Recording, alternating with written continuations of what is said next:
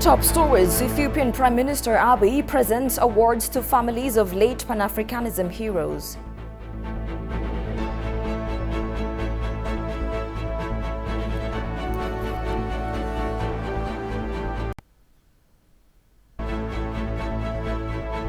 And Ethiopia says it will not watch with folded arms when TPLF's Western backers obstruct peace.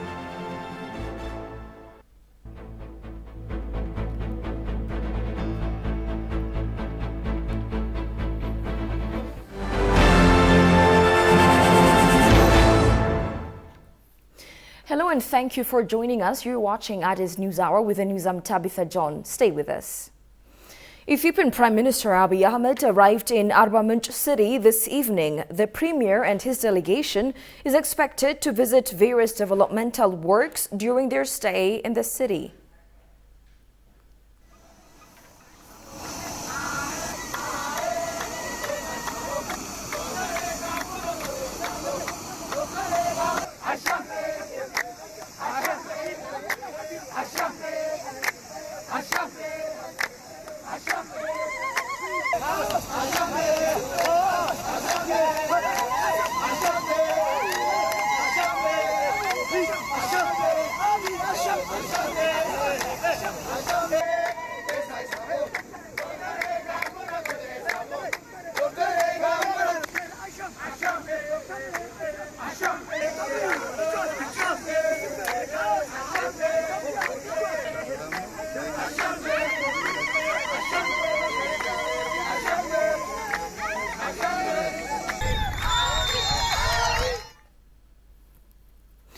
Ethiopian Prime Minister Abiy Ahmed presented awards to the families of late leaders of 17 African countries who contributed to the establishment of African Union and Pan-Africanism movement, including Emperor Haile Selassie I. On the occasion, the Prime Minister disclosed that Ethiopia has been pursuing self-reliance and green diplomacy to tackle economic challenges. Shagao Yamatao has the detail. The final schedule of the African Prospective Youth Conference was held at the United Nations Economic Commission for Africa Conference Center. The Ethiopian Prime Minister Abiy Ahmed presented awards to the families of lay leaders of 17 African countries who contributed to the establishment of African Union and Pan-Africanism movement, including Emperor Haile Selassie I. During the occasion, the Premier underlined that African economic sovereignty is in a vicious circle of challenges and state autonomy is vulnerable to interference. Our economic sovereignty has been caught in a vicious cycle of lack, and our state autonomy has been vulnerable to interference. Lack of care, malnutrition, and unemployment have been challenging for years.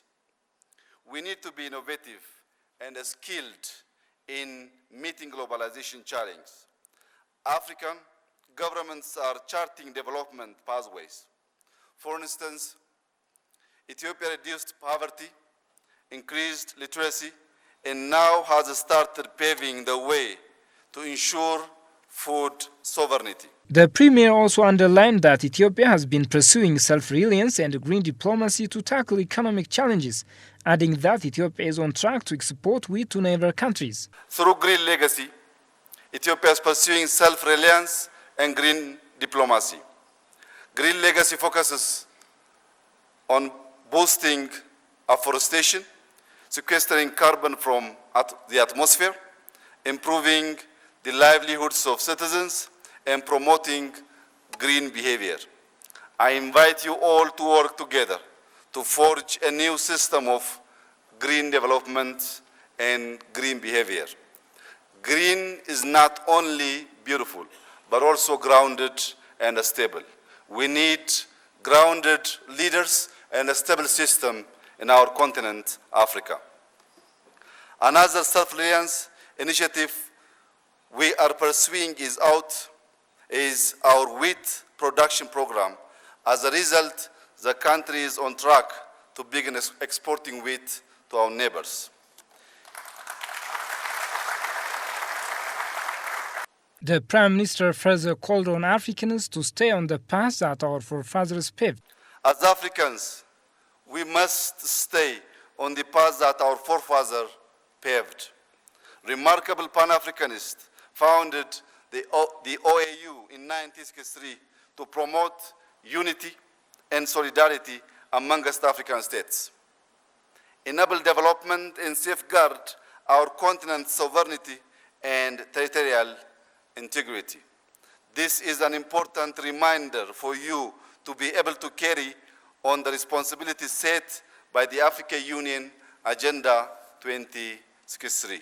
Finally, Prime Minister Abiy Ahmed assured that Ethiopia is committed to work with the African Union to implement the Youth Summit decisions.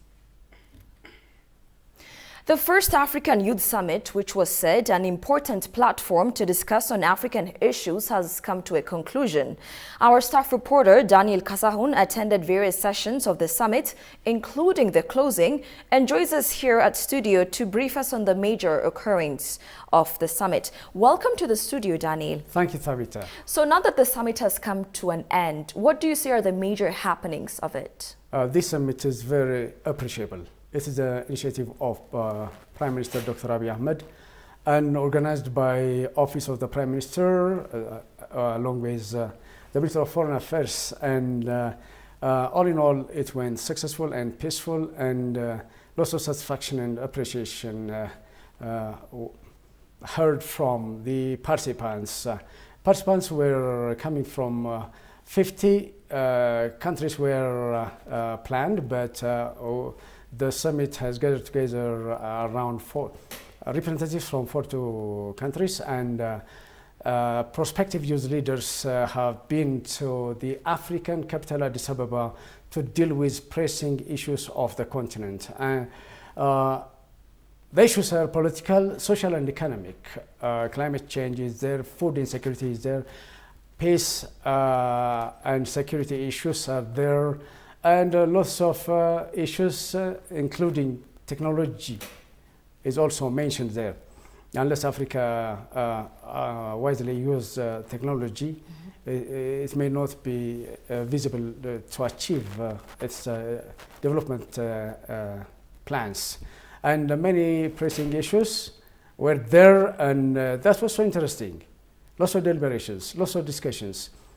But the question is, we have had lots of sessions in the African Union, in the UNESA.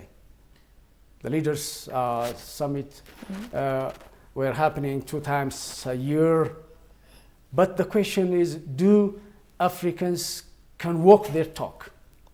Yeah. During Dlamini Zuma's time, common passport for Africans were initiated and were tabled for discussion, and everybody was expecting that Africans are going to have their own passport in order to travel everywhere in Africa, but that isn't achieved. Common currency, in order to trade with Africans. African nations are using different currencies. So it is a challenge for Africans to use their currency in order to trade among themselves. The African continental free trade area, it was achieved for long. It was aspired and tried. But when we see trade among nations of the continent, it's below 12 or 11%. Almost 80% of Africans are trading with outside the continent. So what we're talking, Africans are talking, and what we see on the ground, things fall apart. That's why Chinua Achebe wrote, "Things fall apart." Yeah. There were aspirations of Pan-Africanists, founding fathers of the Continental Organization. Their ideals were very interesting and very instrumental for, if practiced, very instrumental for Africans to integrate, to achieve economic integration, and to feed their people and to help their people get out of poverty. Yeah. But when we say the majority of Africans are still under poverty line. Yeah, so implementation of these talks is the most important thing that Africans should focus on. Yes, that's what I say. This is also we find also the same trend in other parts of the continent. That's why George Orwell wrote his book, animal farm, almost similar to Chinua Achebe's book, Things Fall Apart. Yeah. The leaders say many noble things, noble ideas. The researchers bring various interesting issues, discussions.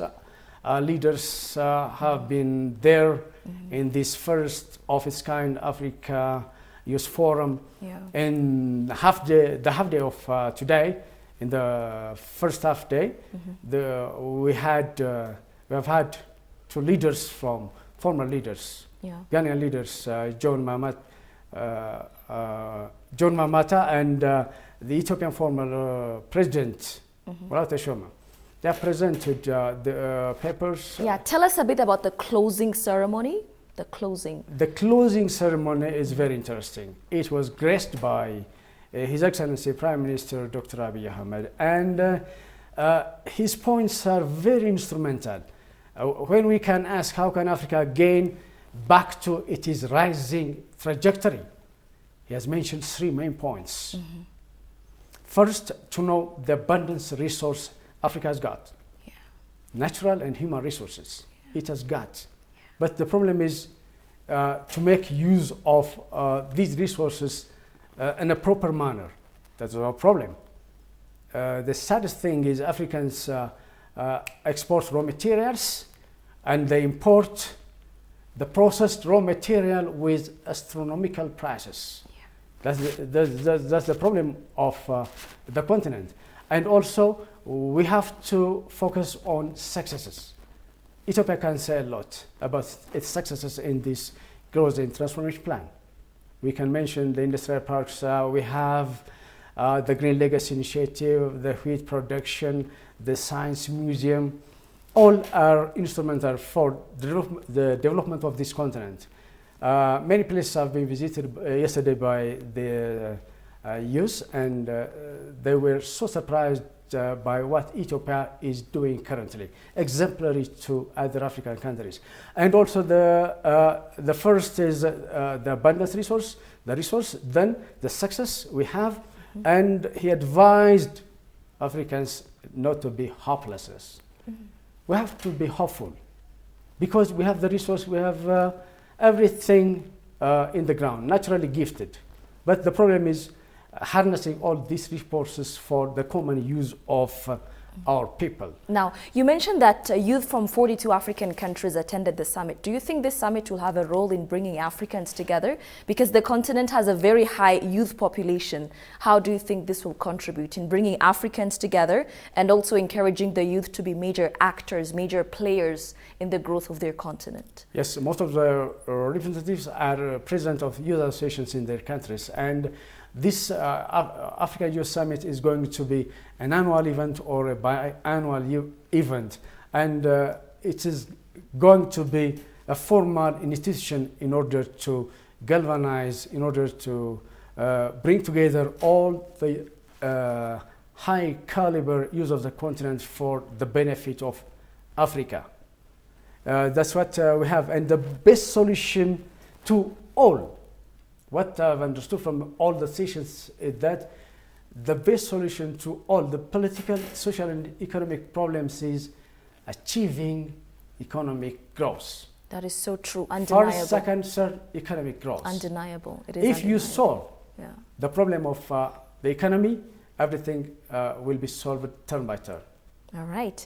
Daniel, thank you so much for your insights and explanations. Have a great evening. Thank you. The first African Youth Summit was said an important platform to discuss on various continental issues as well as to cement Africans' unity. Talking to ETV English, State Minister for Ministry of Foreign Affairs of Ethiopia, Tesfaye Yilma, stated that the summit was vital to identify major problems in the continent.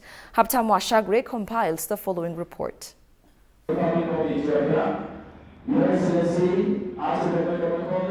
Over 42 African youth representatives have attended the first African Youth Summit to discuss on major continental issues over the past 4 days in the capital.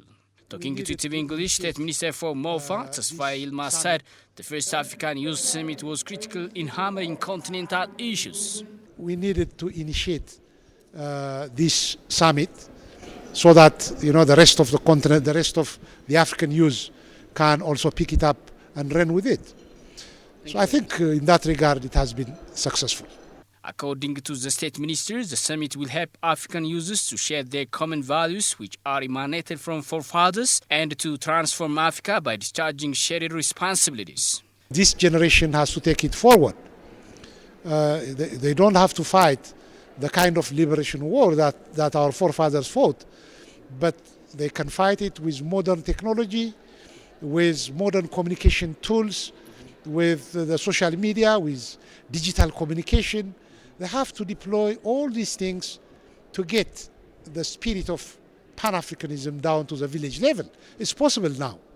Participants also reiterated that the first African Youth Summit was created an important platform to discuss on continental issues as well as to cement Africans' unity. African Prospective Summit leaders that were a very huge opportunity for the youth of the continent to be able to mobilize themselves and discuss about key important issues that concern us in terms of peace and security of our various countries, the economical development of our country through the ASCTFA that have been put in place so that it will promote the synergy and the unity of our country.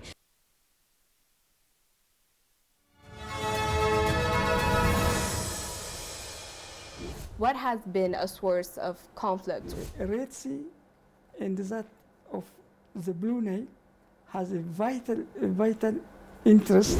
Conflict in or security issues in Somalia concern Ethiopia. Fighting in the conflict arises from three important issues. Agreed that external actors are very much engaged in this region. Europeans and Americans, they want two things. How can we meet in the middle in terms of Ethiopia dealing with the Horn of Africa countries? The position of Ethiopia at present is found to be acceptable.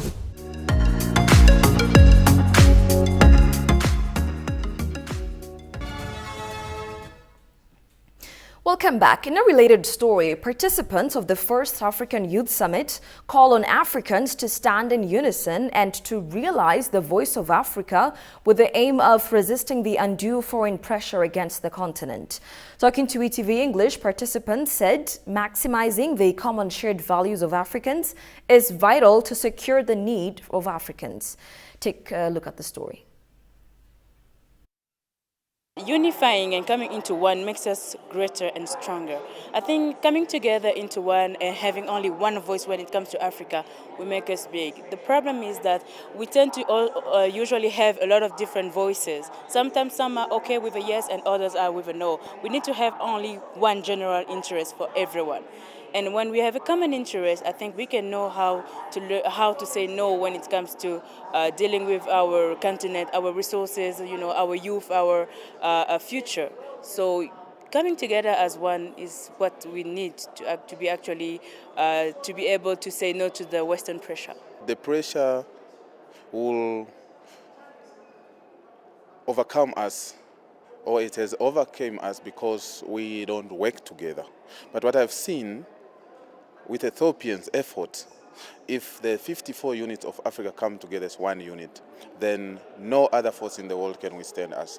Therefore, this stage is a great stage where we start to chart a way forward, whereby we consolidate our efforts, our energy, our strength, and the intelligence, the science. We have the capacity to avoid any foreign invasion. So Ethiopia is leading, and we are impressed. We have so much to take back home, and we are very inspired. I think if we find a way to work together, we can build a new Africa with all this technology, with all these people. We can build great Africa. Here from Ethiopia, we can do it. Ethiopia is a country, part of the African continent, that discuss about the Pan-Africanism always, and they practice. They don't stop at discussing alone. So I want other African countries to come to Ethiopia and learn. Let them do as Ethiopia is doing, respect their culture, know their moral values, appreciate what they have. Yes, this is what I have to say. And let African countries unite.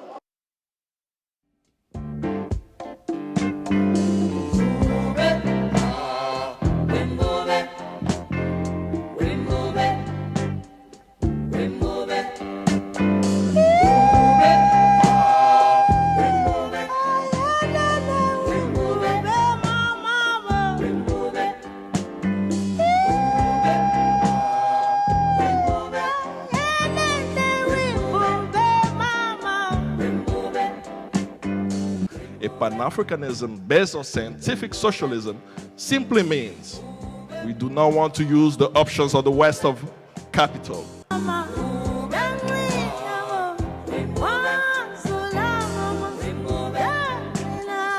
Africans themselves are getting their stories wrong about each other, right? Because they're listening too much of their stories and their neighbors' stories through these mainstream media outlets, through so-called international human rights organizations like Amnesty and Human Rights Watch, which is just an arm of the colonial project. They come in and they pretend like they're the ones who care more about you than your neighbor does, but what they're trying to do is create rifts.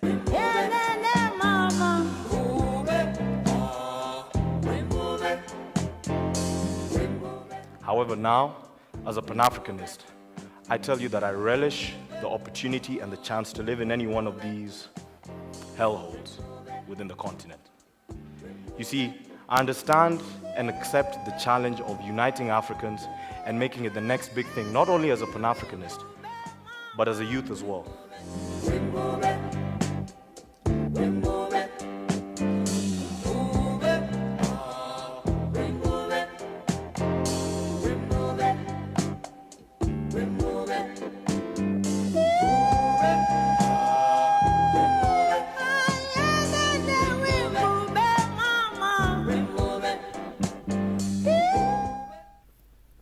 Welcome back. Without a doubt, the TPLF's biggest supporter, as it remained their major obstacle to peace in Ethiopia, has been the U.S., utilizing its dominant position within the UN Security Council and its own considerable diplomatic clout within the unipolar global system. The U.S. is using every ounce of its strength to shield the TPLF from any accountability.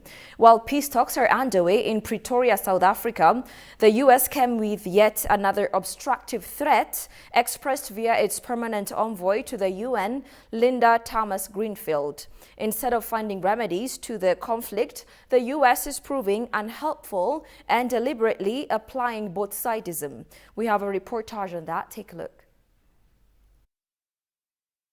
Western parties, particularly the US, have continued to repeat the TPLF's main talking points, in the process only strengthening the group's illegitimate demands and extending them a semblance of credibility. At the same time, a dangerous false equivalency has also been created, drawing a parallel between a legitimate government and a rebel force that has carried out illegal actions that no government anywhere in the world would tolerate. It's not legitimate for a group to take up arms illegally against the state and seek to carry out a forcibly change of regime or violent insurrection, while the TPLF is still helping hostilities to escalate by refusing to lay down its arms. The U.S. State Department has come up with a rather bizarre demand that both sides lay down arms. Also, the U.S. has shamefully requested the withdrawal of the Eritrean forces when it's abundantly clear that Eritrea is drawn into the conflict by the belligerent acts of the TPLF, and it's up to the government as a sovereign actor to decide on this.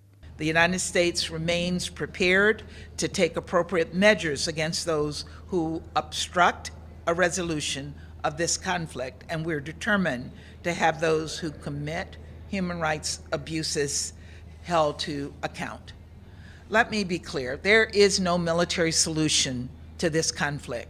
The only path forward is for the parties to pursue a negotiated settlement through peace talks, and we must prevent the region from spiraling further out of control. There's no time to waste. To begin with, the situation in Ethiopia is far from spiraling out of control. The permanent envoy's statement is indicative of the West's desire to send peacekeeping troops under the guise of calming the region. Also, in utter neglect of the spirit of dialogue, Getachew Reda, one of the members of the TPLF's delegates to Pretoria, has lately echoed this same demand. As a result of its highly flawed, misguided approach, the West has not only raised major doubts about its claims to being a credible mediator, it has also greatly emboldened the TPLF and provided the group with a sense of impunity. Now the question remains will the U.S. allow armed insurgency on its soil? Will the U.S. negotiate with terrorists? Then why should Ethiopia allow armed insurgency on its soil? Ethiopia has shown its commitment to peace, but when push turns to shove it, will not watch from the sidelines with folded arms. we might look powerless in the face of a block of countries, which we have faced it during the Second World War. But I want to assure you, Mr. Chair, the spirit of our soul is strong. That soul is not only to stand, to be an Ethiopian, but also to bring peace and as well as resolve our challenges. There can be no doubt that the TPLF has been the central cause of so much of the tension, violence, and instability that have plagued Ethiopia and the wider region. For too long, however, the group have been facilitated and enabled by its Western backers.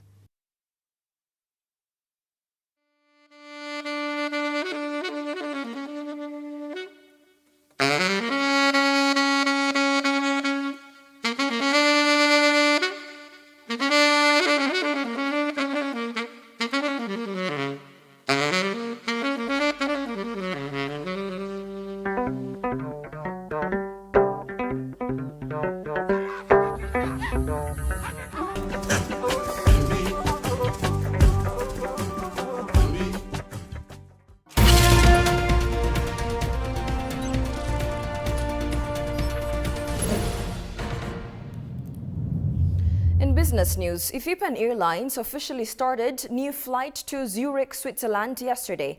Currently, Ethiopian Airlines flies to Geneva 3 times a week, which will increase to 4 weekly flights by the end of October. With the launch of services to Zurich, Ethiopian Airlines flights to Switzerland will increase to 7 per week. The commencement of new flights to Zurich by the Ethiopian Airlines will help to further strengthen the economic, social and political relations between African and European countries, Ethiopian Airlines Group CEO Mesfin Asso said. Tigist Sarnesa has more from the Ethiopian News Agency. Zurich is the financial and industry center of Switzerland and hosts the headquarters of a number of international organizations, including football's governing body, FIFA. Ethiopian Airlines officially started new flights to Zurich, Switzerland on 31st October 2022. Zurich will be the second destination after Geneva in Switzerland. On the launching ceremony, the new flight to Zurich by the Ethiopian Airlines will help to further strengthen the economic, social and political relations between African and European countries, Ethiopian Airlines Group CEO Mesfin Asso said. We are glad to open a new route connecting the financial capital of Switzerland, Zurich, with over 130 destinations of Ethiopian Airlines via Africa political capital Addis Ababa. The new flight will expand our presence in Switzerland and Europe at large and provide enhanced air connectivity between Switzerland and Ethiopia. The new service will also facilitate diplomatic and socio-economic relationship not only between Ethiopia and Switzerland but also between Africa and Europe. As a Pan-Africa carrier, we are committed to further expand our global network and connect Africa with the rest of the world better than ever before. ንግድ በቱሪዝምም በንግድም በኢንቨስትመንትም የበለጠ እንዲተሳሰሩ የሚያደርጉ መስመሮች ናቸው። The Switzerland Embassy Deputy Head of Mission in Ethiopia, Oliver Hohen, said that the new flight to Zurich will further boost the bilateral relations of Ethiopia and Switzerland, noting that the city is the center of business and finance in Switzerland. New additional connection to Zurich, the economic capital of Switzerland. We trust that this trade and this cultural, socio-economic connection can further prosper. Zurich is a great place. It has fantastic opportunities in terms of commerce and trade. It has excellent education, it has culture, it has football, it has a lake, it has a lot to offer. And so we really believe that this is part of intensifying relations between Ethiopia and Switzerland. A recent governmental strategy by Switzerland identifies Ethiopia as one of the economic lions of the continent. Ethiopia has also expanded its services to Zimbabwe, Bulawayo, increasing its destination to 3 in the country. The new flight to Bulawayo, which is one of the industry centers of Zimbabwe, will help enhance economic, political and diplomatic cooperation of the two countries. The Ethiopian Artificial Intelligence Institute, EAII, signed a tripartite memorandum of understanding with two institutions to expedite Ethiopia's digital economy reform through the contemporary artificial intelligence technology. The institute signed the document with Whale Cloud, a technology firm that is a partner of Alibaba Group, and Kahali Strategic Advisory Service, a local strategic consulting firm. The agreement is said to be aimed at launching Alibaba's e-commerce system in Ethiopia, which is known for providing the world's largest internet shopping technology. It was stated at the signing ceremony that EAII will provide the database and other secure infrastructure necessary to realize the technology. Director General of the Ethiopian Artificial Intelligence Institute, Werku Gashana, said that the agreement will accelerate the digital economic transition that Ethiopia has started by introducing the technology that the world is using to our country. On his part, Yi Shie, Senior Sales Director of Whale Technology Group Ethiopia, expressed that he is happy to be able to work together with the EAII in the AI technology. Ermias Amelga, Chief Executive Officer of Kahali Strategic Advisory Service, pointed out that it is possible to be internationally competitive in various spheres by benefiting from such technology sectors.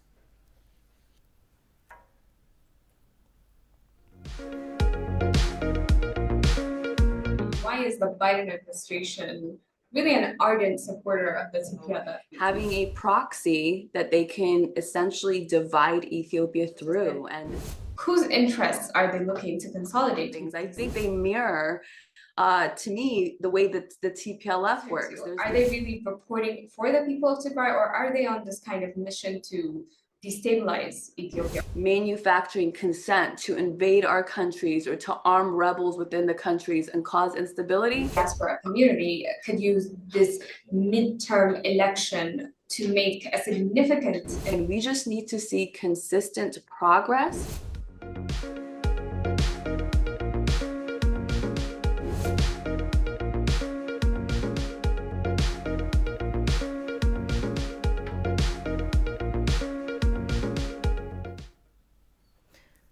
And finally, from across Africa, students at Zawadi Yetu Academy in Mogosho, Baringo County in East Kenya are the IT specialists of the future. That's thanks to the Tech Lead African project that uses digital skills to unlock global opportunities in remote parts of the country. Haftamu Ashagri has more from African News. In a global world connected by the internet, computer literacy is an essential skill to increase employability. One woman is on a mission to make sure that children in rural Kenya don't miss out on this important education. Nelly Cheboy is the founder of Tech Leaders Africa, an NGO that refurbishes laptops and brings them to schools in remote communities to teach kids IT skills. We collect computer donations from companies and institutions. We import them into Kenya. We have a refurbishment center here where we wipe the computers, install our own custom operating system, and then we deploy into schools. We also partner with youth in the community that we train to run our classes. So our classes are part of the school curriculum. These students at the Wadi Yetu Academy in Mogotio, Baringo County, East Kenya are the IT specialists of the future. That's thanks to the Tech Lead African project that uses digital skill to unlock global opportunities. I've been teaching kids how to develop websites and how they can add some goodies on their website like CSS, images, videos, and audios. This is something that will help kids know how they can brand themselves online and how they can do business online, because that's where the world is heading. In this class, I've been taught how to use Visual Studio Code to make my own website using HTML and CSS. Then I've been taught about OpenShot and about NASA to make my own rocket when I grow up. So I hope this class will help me in my future to be an IT expert. Cheboy offers the computers for free, but local schools have the responsibility of paying the teacher, which costs a parent around $1 per day, in addition to the $37 per term. Because we're living in a world where we're now going to digital currency. Things like bitcoins, cryptocurrency. fintech, basically financial technology. Should these kids begin these particular skills at this age, I'm sure by the time they are actually out of university, they will be implementing these skills and not looking for jobs like most of us do. The program is currently running in 13 schools across Kenya, equipping 5,000 students from the ages of 4 to 12 years with skills to unlock their future. You're watching Addis News Hour. Here's a reminder of the stories making headlines. Ethiopian Prime Minister Abiy presents awards to families of late Pan-Africanism heroes.